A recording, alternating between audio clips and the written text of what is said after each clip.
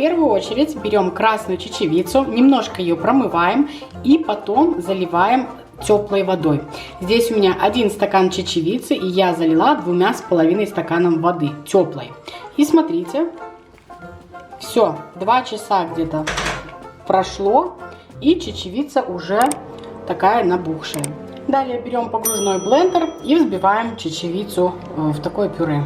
Вот такое пюре получилось. Сейчас добавляю сюда натертую картошку. Картошку натерла на средней терке. И где-то среднего размера картошка была. Следующая луковица. Натерли луковицу, картошку. Можно их сцедить, лишнюю жидкость убрать. Порезала укропчик, петрушку и насыпала здесь специи, и также добавила соль. Все сейчас хорошенечко перемешаем и готовим сковородку.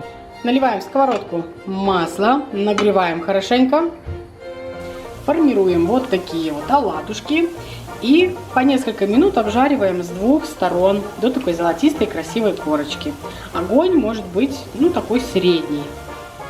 Перевернули блинчики и также несколько минут обжариваем с другой стороны. Выкладываем оладушки можно на вот такую салфетку. Но, в принципе, они не такие жирные, скажу вам честно. Не ощущается жира. Очень вкусно. А вот у нас следующая партия подходит. Аромат божественный. И к этому обязательно нужно приготовить йогурт с чесночком и с укропчиком. Или типа что-то такое, как джаджик. Знаете, туда немножко еще натереть, например, огурец. Прям сказочно вкусно будет. Огурец, йогурт, чеснок и укроп. Посолить. Все.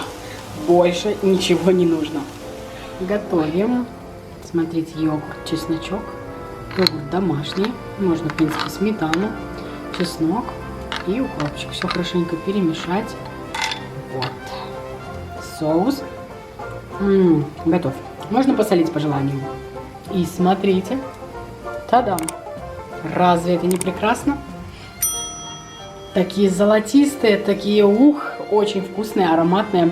И еще с йогуртиком просто божественно вкусно. Так что обязательно приготовьте.